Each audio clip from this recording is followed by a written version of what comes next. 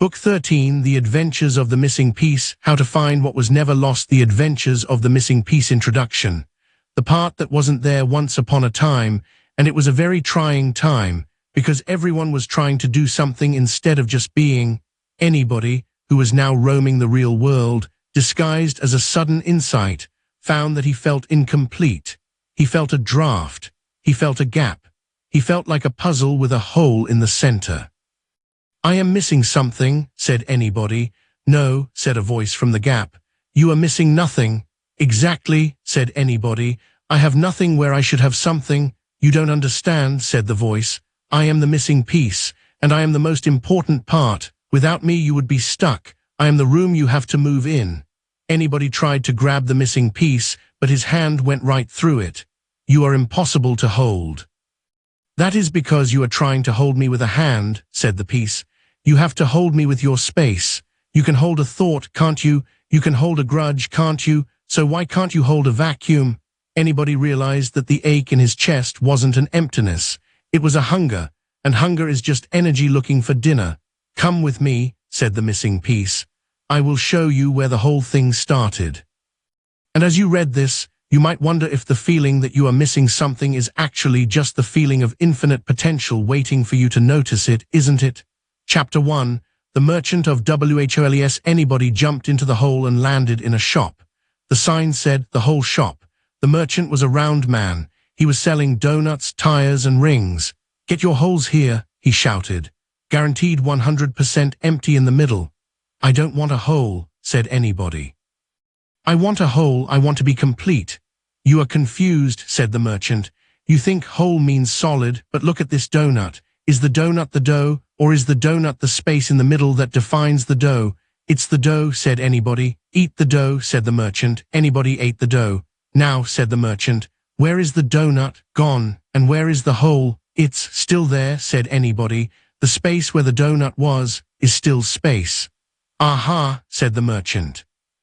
"The dough is temporary, the hole is eternal. The void, shunya, is the only thing that lasts. So if you want to be whole, you must become the whole." This was a terrible pun, but a great truth. The Siddhakasha sky of consciousness is the empty screen on which the movie plays. If the screen wasn't empty, you couldn't see the movie.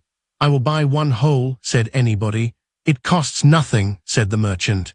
"In fact, you have to pay me by giving up everything." "Done," said anybody. And he felt instantly lighter, as if a great weight had been lifted from his weight. Chapter 2, The Man Who Said No to Knowing. Anybody walked through his new hole and met a scholar. The scholar was surrounded by books. He was reading furiously. "I need to know," shouted the scholar. "I need to know the truth." "No," said anybody. "What do you mean no?" asked the scholar. "Don't you want to know?" "No," said anybody again. "If I know it, I kill it. If I know a butterfly, I pin it to a board. If I know the answer, I stop asking the question. But ignorance is bad." "I am not talking about ignorance," said anybody. "I am talking about the unknown, the no thing. If you have no ideas, you have room for fresh ones." The scholar looked at his books. They were full of old no's. "But if I don't know," whispered the scholar, "who am I?" "You are the knower," said anybody. "The knower is not the known. The eye cannot see itself. The knower cannot be known. So the answer is no." "The answer is no, that you are no thing," smiled anybody. "It sounds the same, doesn't it? But it feels different."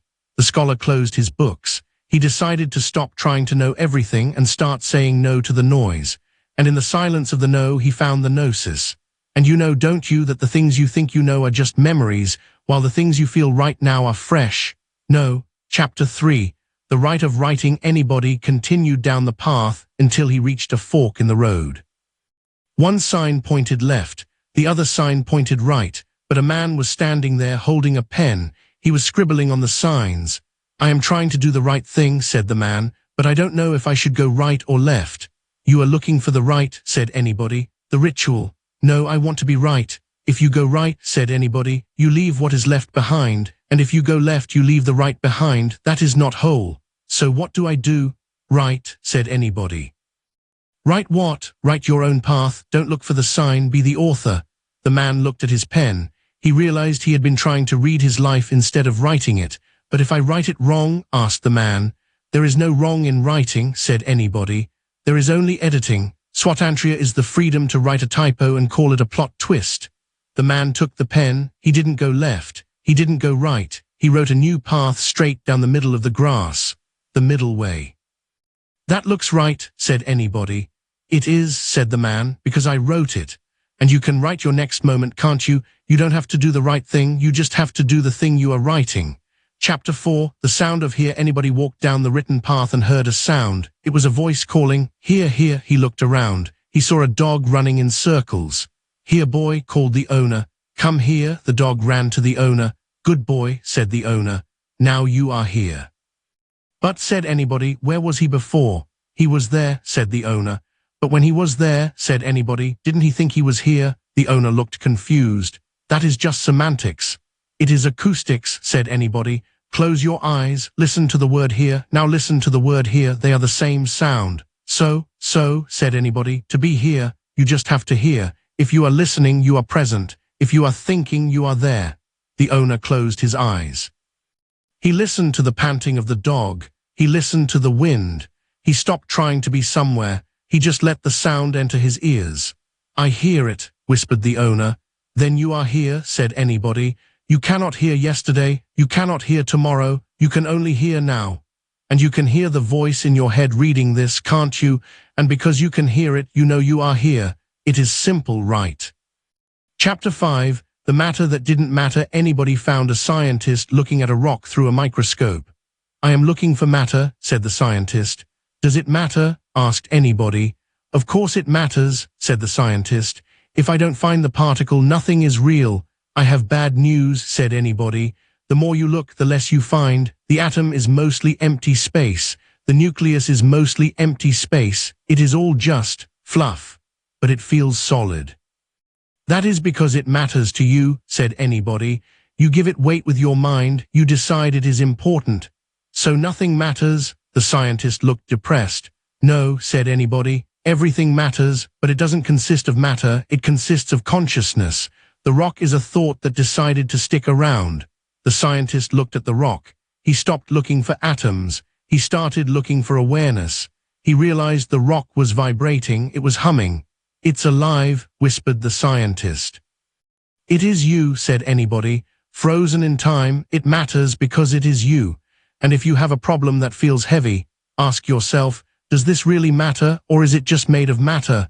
If you stop making it matter, it loses its weight. Doesn't it? Chapter 6, the piece of the piece. Anybody finally reached the end of the volume. He met the missing piece again. Did you find it? Asked the missing piece. I found the whole, said anybody. I found the no. I found the right. I found the here. I found the matter. And I realized, said anybody, that the missing piece was never missing. It was peace. Peace. Yes, peace and peace. They sound the same because they are the same.